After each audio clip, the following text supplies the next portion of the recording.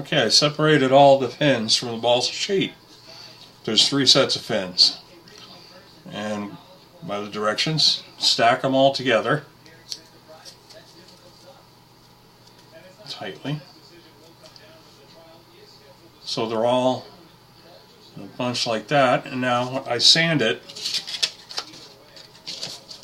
holding it still in a bundle.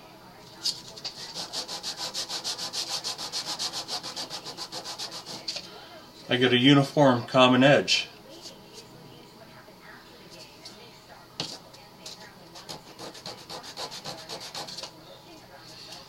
And lastly, what I'll have to do is sand a leading edge on the fin so it's a little more aerodynamic the way it cuts through the air.